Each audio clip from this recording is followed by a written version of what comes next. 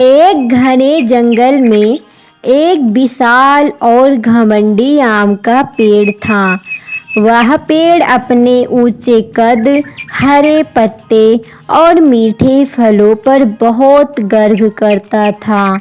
वह खुद को जंगल का सबसे महत्वपूर्ण पेड़ मानता था। वह आसपास के छोटे पौधों, झाड़ियों और जानवरों से बात तक नहीं करता था। वह अक्सर उनका मजाक उड़ाता था। एक दिन एक छोटी चिड़िया उड़ते हुए आई और आम के पेड़ की डाल पर बैठ गई। चिड़िया ने पेड़ से कहा, तुम सच में बहुत सुंदर हो और तुम्हारे फल तो बेहद मीठे हैं। क्या मैं यहाँ थोड़ी देर आराम कर सकती हूँ? आम का पेड़ घमंड में हंसते हुए बोला, तुम जैसी छोटी चिड़िया मेरे जैसे महान पेड़ पर बैठने की हकदार नहीं हो। जाओ कहीं और जाकर बैठो, मैं तुम्हें यहाँ बर्दाश्त नहीं कर सकता। चिड़िया के साथ उसकी बेटी भी थी। उसकी बेटी बोलती है, अम्मा, ये पेड़ कितना गंदा है। ये कितने गंदे तरीके से बात कर रहा है। यहाँ से हम दोनों चलते हैं। तुम गंदे पेड़ हो, तुम्हें बात भी नहीं करने आता। चिड़िया को आम के पेड़ की बात सुनकर दुख हुआ, लेकिन उसने कुछ नहीं कहा और वहाँ से उड़कर पास के एक छोटे से पेड़ पर बैठ गई। समय बीतता गया, मौसम बदला और एक दिन जंगल में जोरदार तूफान आया और तेज हवाएं चलने लगी और बहुत तेज जंगल में बारिश होने लगी। चारों तरफ जंगल में बाढ़ आ गया।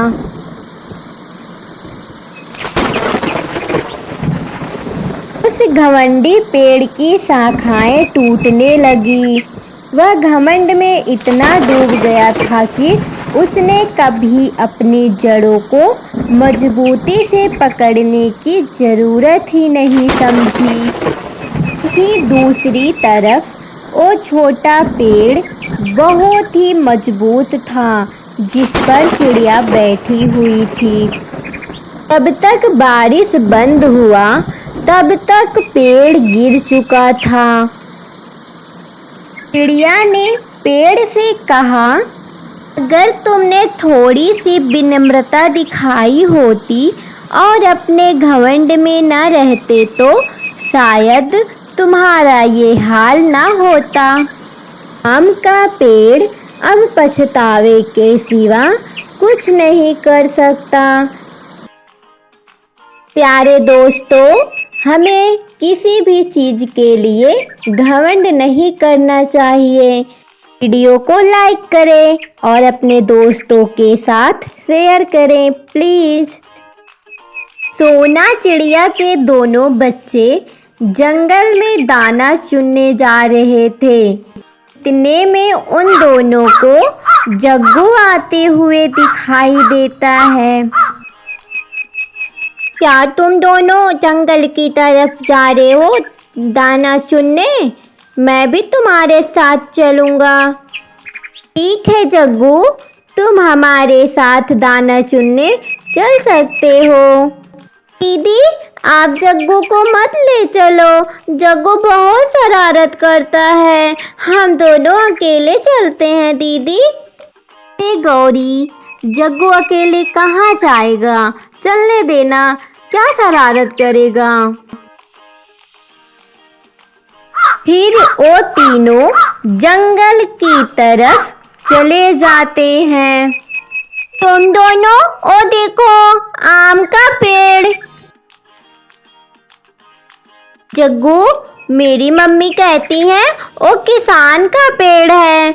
अगर हम उस पेड़ में आम तोड़ने जाएंगे तो किसान हमें गोली मार देगा। तुम दोनों थोड़ा बहुत अपना दिमाग लगा लिया करो। हर बार मम्मी ये बोली है, मम्मी वो बोली है। मुझे तो भूख लगी है, मैं तो जा रहा हूँ खाने आम।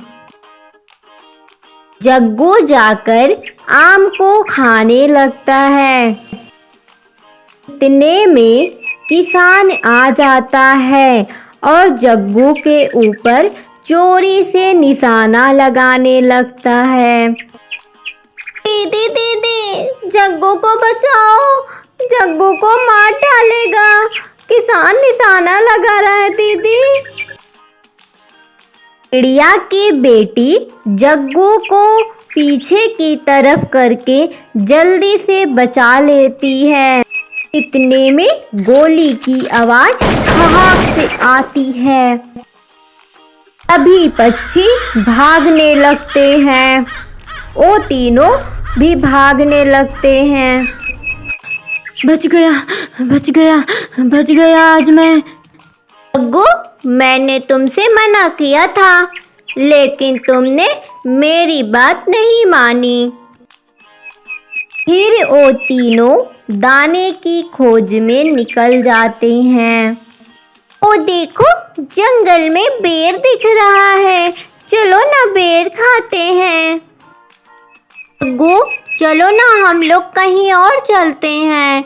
मेरी मम्मी कहती है बेर के पेड़ में कांटे होते हैं, इससे हमें नुकसान हो सकता है।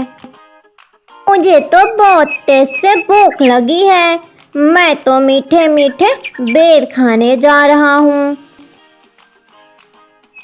सच बोल रही थी, मुझे जग्गू को लेके आना ही नहीं चाहिए था। सच में ये तो किसी की बात नहीं मानता, बहुत शरारत करता है। दीदी, अच्छा चलो ना, हम दोनों जंगल में चल के दाना ढूंढते हैं। इस जग्गू को जो मन करे वो करे, हमें क्या। वो दोनों जंगल की तरफ चली जाती हैं और जग्गू तो मज़े से फल खाने में जुटा था। उसे ये भी नहीं पता उसके पंख फंस गए। दीदी, हम लोगों ने तो पेट भर के दाने खा लिए, अब जो बचा है इसे मम्मी के लिए ले चलते हैं, मम्मी भी खुश हो जाएगी।